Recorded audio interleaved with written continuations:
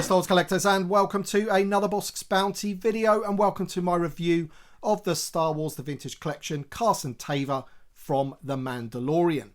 So this figure is included in the same wave as Asajj Ventress and Agent Kallus and Ponda Baba and Dengar, which all of the reviews will be on the channel at some point. You may have already checked out my overview video of the whole wave, and in these single reviews obviously we take a deeper dive into the figure and the card back and all that good stuff. Now the thing is about Carson Teva, it's a highly requested figure in my opinion. A lot of people have wanted this one ever since his appearance in The Mandalorian, but I think it is a little bit strange what they've ended up going for, because as you can see, the figure inside the bubble does have his like brown flight jacket on, whereas the image on the card back, it doesn't. He's in his full flight suit in the X-Wing. And in this video, I will be using Antok Merrick's X-Wing to see if that figure actually fits into the cockpit, because it is a slightly larger figure than, you know, your Luke Skywalkers or your Antok Merrick's. So we are going to see if he does actually fit into the cockpit. But I did feel it, you know, a little bit jarring that the card back image has him in his full flight suit in the X-Wing, and the figure that we've got is designed not to go in the X-Wing basically. So we'll check that out in a second. But first of all, let's take a look at that card back. Alright then, so here is a closer up look at the card back, and I'm not grumbling about the image. I think the image is a really good image of Carson Teva. It's just the fact that it doesn't match what the figure looks like basically. That's the only real sort of grumble about it. On the back there, he is VC363 in the line, and there you can see him out of the packaging with that card back Vintage Collection logo, Disney and Hasbro at the bottom. And I'm not 100% sure if I've ever seen that colour name pill and panel behind the figure. If I have, it hasn't been too often. Maybe the Quill figure is similar, but this one looks a little bit different in my opinion. I'm not too sure if they've used this one before, but that's by the by. There he is in the packaging, looking pretty awesome. And yeah, highly requested figure, this one. So it's time to get him out of the packaging and check him out. Alright then, so here is Carson Teva out of the packaging, and as far as I'm aware, apart from the helmet and the blaster maybe, the rest of the figure is all new. So all new tooling on this figure, and it looks absolutely fantastic. Of course, he is in his X-Wing pilot outfit with his brown jacket on, and the X-Wing pilot outfit, let's just say, is a little bit more chunkier than, say, Luke Skywalker, which obviously is screen accurate. And it looks great. It really, really does. The jacket part of the figure, the brown jacket, does look like it's removable. But of course, once you do that, or if you do that, you're going to be left with a figure in an X-Wing pilot's outfit with brown arms. And of course, the arms aren't designed to be a X-Wing pilot arms either. They are designed to be a brown leather jacket. So it wouldn't really work. But it just does show you that if they were to just create some new arms for this figure, you could take that jacket off, put the new arms on, and there you go. You've basically got Carson Teva in his X-Wing pilot's outfit, which I guess maybe they haven't done because potentially we haven't got his X-Wing yet, maybe. And we'll have to see later on in the video if he actually even fits in the current X-Wing mold. Because if he doesn't, then that's your reason, isn't it, why we don't have one yet? Because it means they're going to have to do a new X-Wing for him. And what's the point of having him in his X-Wing pilot outfit if he can't go in an X-Wing? So we'll have to take a look at that later on, but let's just take a look at the figure close up. First of all, I want to talk about his blaster rifle here. This is really bendy and gummy. It's so thin.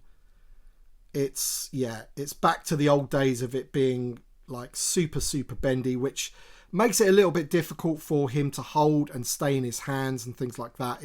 It's not the best, but you can see it's just an all one color piece of plastic, no paint applications or anything like that on there. In terms of the figure itself, I do have the helmet on at the moment because I did want to demonstrate how well that fit with the chin strap just under the chin there. It's an absolute perfect fit, it really is.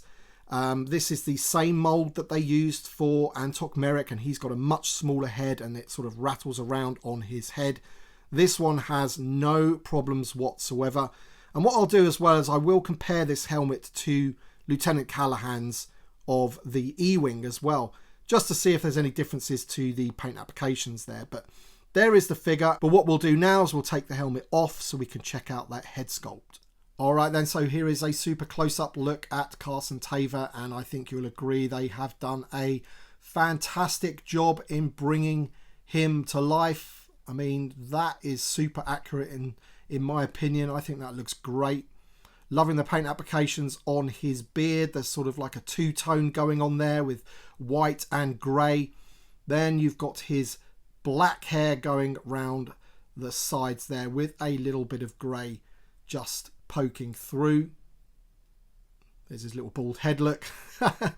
But he looks great, doesn't he? Wow, look at that. That is fantastic. At every angle, that looks spot on to me. Really, really does. There he is in his X-Wing pilot outfit. You've got that lovely sort of chest box going on there with lots of detail. Lots of paint applications on there, little buttons and things going on. And then you've got his little patches as well on his outfit. Logo on the side of his arm. Not on that one, just on his left. And there doesn't seem to be any sort of like paint applications on his jacket, but there's lots of sculpting work going on, sort of bringing out that leather feel. You've got a nice pocket on there, as you can see, and on that side, and sort of stress marks, sort of fold marks going on that jacket. I think they've done a really, really good job with that. You can see the back. Really, really good. And as I mentioned, this piece is removable. I guess let's try and take it off if we can. It's sort of a soft vinyl plastic, so it should come off fairly easily. And this is what I was talking about, you see.